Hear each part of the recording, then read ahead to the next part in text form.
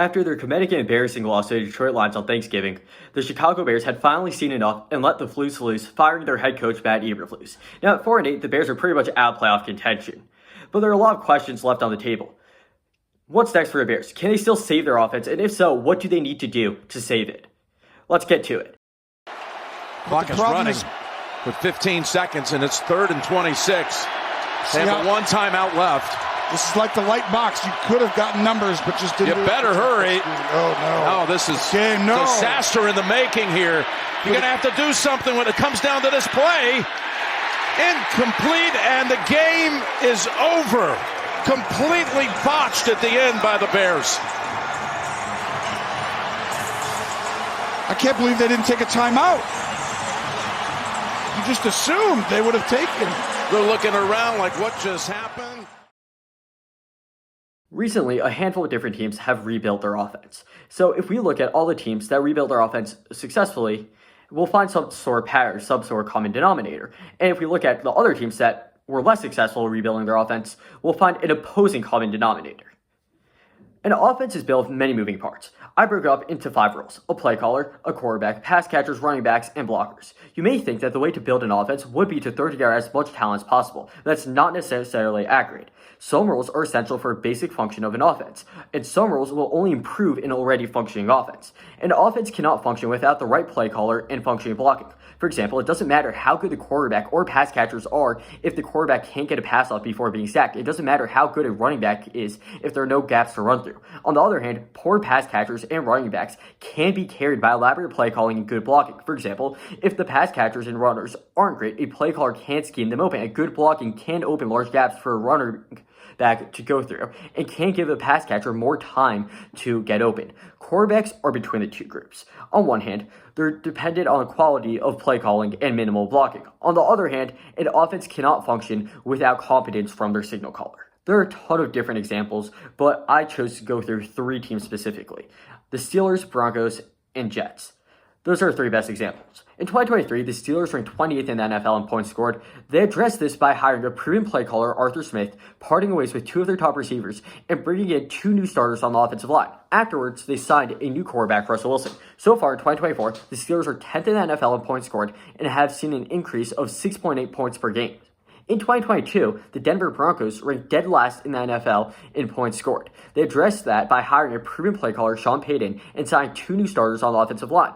They instantly saw results in 2023, improving to 19th in points scored with an increase of 4.1 points per game.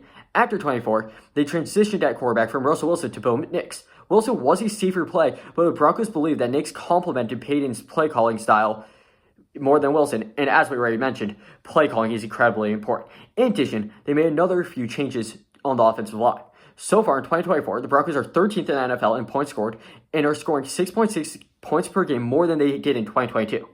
However, the Jets chose a different course of action. In 2022, the Jets ranked 29th in the NFL in points scored. They addressed that by trading for Aaron Rodgers, hiring an inconsistent play caller, Nathaniel Hackett, who was coming off a terrible year with the Denver Broncos, replacing 3 out of top 4 receivers, and signing Dalvin Cook.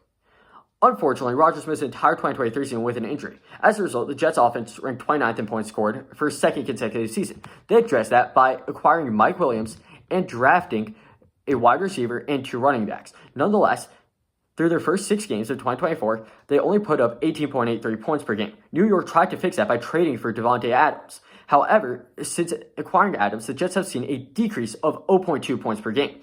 Since 2022, the Jets have made a handful of different moves, but have only seen an increase of 1.4 points per game. The lesson we take from the Jets is that adding quarterback, pass catchers, and running backs to a dysfunctional offense might make it better if it's already functional, but if it's dysfunctional, it won't make it functional.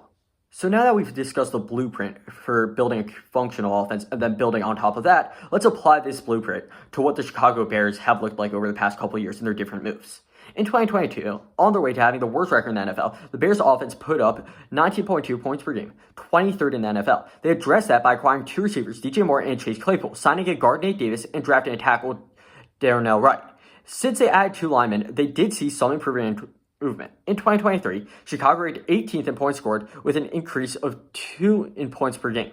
Nonetheless, they still needed to fix a lot on the offensive side of the ball. They attempted to do so by hiring a new play caller, Shane Waldron, acquiring 2 pass catchers, Keenan Allen and Gerald Everett, signing a running back, DeAndre Swift, drafting Caleb Williams, and drafting another pass catcher, Rome Odunze. I didn't like this series of moves for 2 reasons. The first was that Waldron had a bad resume and was an odd hire. The second was that after allowing the 5th most sacks in the NFL in 2023, Chicago addressed every position but the offensive line. In accordance, it is no surprise that Chicago's moves haven't produced positive results. Through 12 games in 2024, the Bears' offense has dropped back down to 23rd in points scored and seen a decrease of 1.1 points per game. This is because they don't have the proper play calling to take advantage of all their incredible pass catchers, and their offensive line is ranked 21st in the NFL per Pro Football Network. As a result, Caleb Williams has been sacked more than any other quarterback this season, and their run game is ranked 21st in yards per attempt. After 9 games, they replaced Sean Waldron with Thomas Brown, who does have a slightly better resume. 3 games later, they fired Matt Eberflus and made Brown their interim head coach. That brings us to today. The Bears are currently 4-8 and in the midst of a 6-game losing streak. Where can they go from here? Well, it doesn't look great right now. Despite their struggles, I believe the Bears aren't that far off.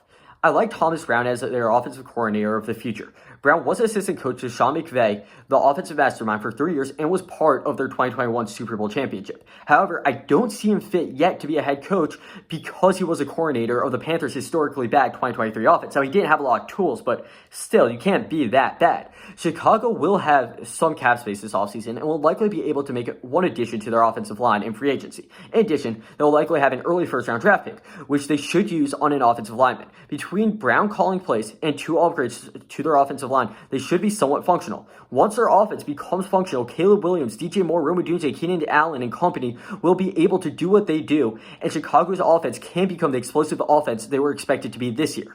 In addition, they're going to need to find a head coach. I hear that Bill Belichick guy's pretty good. If the Bears follow this blueprint, that teams such as the Broncos, Steelers, and the Chargers, who I didn't go through, but the Chargers have also done an incredible job. If they follow this blueprint, they should be able to become one of the most explosive offenses in the NFL in just a blink of an eye. Don't count the Bears out. This season hasn't gone their way, but Caleb Williams' story is far from done in Chicago.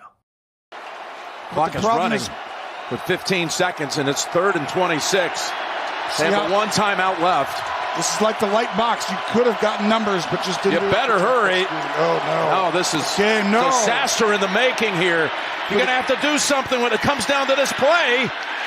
Incomplete, and the game is over. Completely botched at the end by the Bears. I can't believe they didn't take a timeout. You just assumed they would have taken. They're looking around like, what just happened?